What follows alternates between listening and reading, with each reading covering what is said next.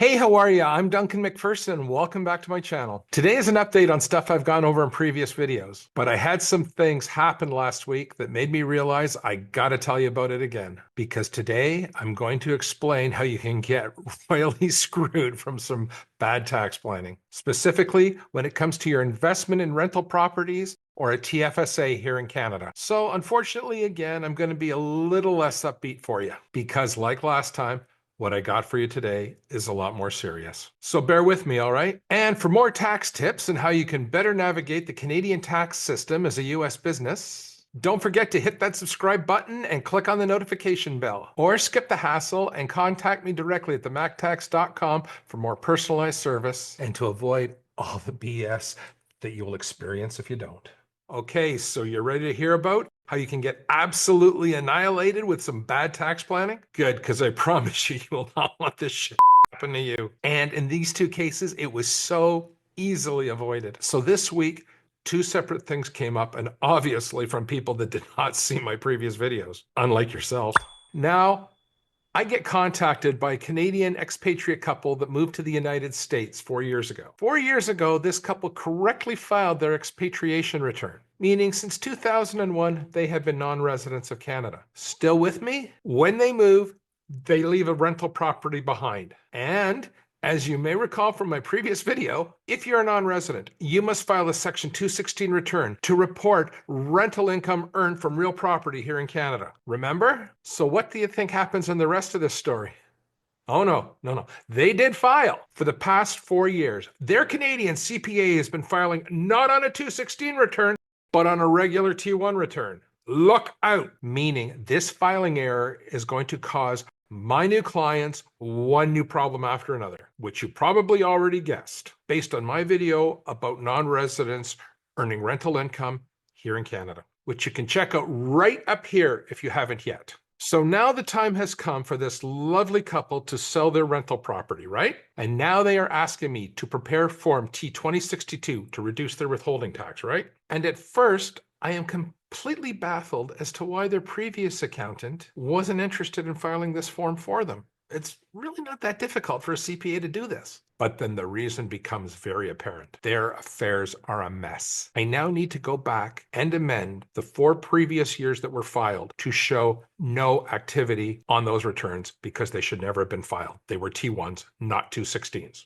And this for me is obviously not difficult. It's pretty easy to file a nil return. However, I will need to go back and submit 4 years worth of Section 216 returns for each spouse. And just so you know, we do not file joint here in Canada. You may recall from my previous video, as a non-resident that rents real estate here in Canada, you must make monthly tax installments of 25% of the gross rent, and you must do this even if the rental property loses money. If you file your Section 216 return without having made these installments, the Canada Revenue Agency will accept the returns, but they will charge you interest for not having made those monthly installments. So this lovely couple now must pay interest on the withholding tax that was not remitted for the past 4 years. Can you imagine? But as I mentioned to you in my videos, when mistakes like this happen, the tax, interest, and penalties that you will end up paying are secondary to the hassles that you're going to encounter in situations like this. It is now a race against time for me to obtain the clearance certificate in time so that the couple ends up paying withholding tax in the sale of their property on the net gain, not the gross sales price. The problem is CRA will hold the T2062 clearance forms until the 216 returns are processed. So what's the big deal, you may ask? Well, the department at the CRA that processes your T2062 does not talk to the department at CRA that processes your Section 216 tax returns. So now I will have to follow up with CRA to ensure my client's 2062 form gets processed. The purchaser's lawyer is instructed by CRA to withhold on your gain, not on your gross, and refund you the difference. But here's another problem you might run into. The purchaser's lawyer, at his or her discretion, could send your gross withholding tax to CRA when they feel that they have waited a reasonable period of time for the T2062. This is typically about 6 months, but this time limit is not codified. So even if CRA okays your T2062, you could still get nailed for gross withholding tax. And if this happens to my clients, they will not see the excess withholding tax until they file their tax returns in 2026. So for example,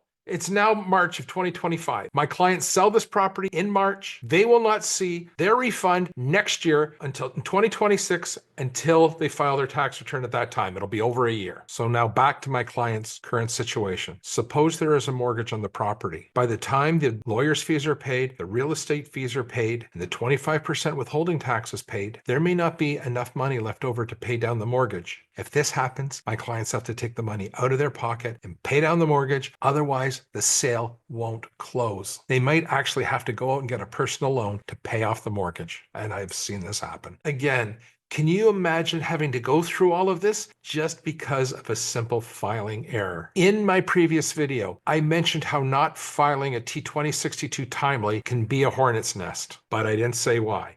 Well, this is why, and now you know. I wasn't joking. So please, going forward, watch all my videos, and for God's sakes, take my advice. Number one, timely file your 216 returns. Make your installments, and keep your paperwork up to date. Or a very simple process will become an entangled nightmare for you that could have easily been avoided. And just a quick FYI for you. CRA can legally tax you as a non-resident on your gross rent if your Section 216 return is more than 2 years late.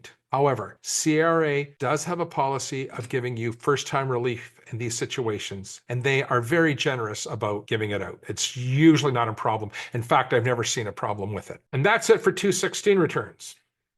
Or I should say, that's it for misfiled 216 returns. So, on to the second thing that happened last week. It was regarding a Canadian tax-free savings account, or a TFSA for short. A while ago, I made a video on this, so you may want to go back and have a look at it if you haven't seen it yet. So what's important for you to know here is that a Canadian TFSA is like a Roth IRA in the United States. Exactly like a Roth IRA in the United States, as a matter of fact. Anyway, back to the second thing that happened this week. So, I'm contacted by a Canadian expatriate that moved to the United States 2 years ago, and her T1 and her 1040 were prepared by the expatriate department of a top 10 international firm. But I'll tell you right now, this shit looks like it could have been prepared by a circus gorilla. Okay, so this taxpayer, upon leaving Canada, has a stock portfolio in her tax-free savings account. Right? There is a substantial gain on her holdings in her TFSA on the date that she moved to the USA. And now she wishes to sell these holdings in the TFSA, but she will have to pay capital gains tax in the United States on her original cost of the investments in the TFSA. Still with me? Now, if she had sold these shares before she had left Canada and then repurchased them after she moved to the United States, she would have received a stepped up value in the basis of the shares to the value of the portfolio at the time she moved to the United States. Meaning there would have been absolutely no tax paid on the gain for the time that she lived in Canada because the gain was earned within a TFSA. And like a Roth IRA, the gains earned within the TFSA are tax-free. Furthermore, this national firm did not file her Form 3520 nor her Form 3520A.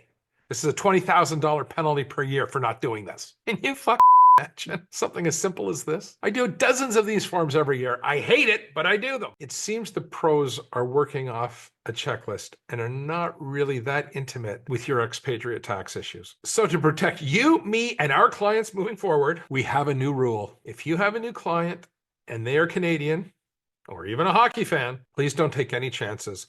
Call me right away before things go off the rails, like they did for my clients this week. But all right, now you know what my week's been like. And this is nothing new to me, unfortunately. But do you see how simple mistakes can escalate quickly and expensively? So if you're concerned about filing errors from other tax pros you've been working with, or maybe you're already in a shitstorm from filing errors, don't forget you can always call me at themactax.com, and I'll make sure that we get through it together to avoid this mess or to get you out of this mess. It's what I do. And of course, as always, don't forget to subscribe for more tax savings tips. Until next time, stay sharp, stay compliant, and let's stay out of tax trouble together. I'll see you on the next video.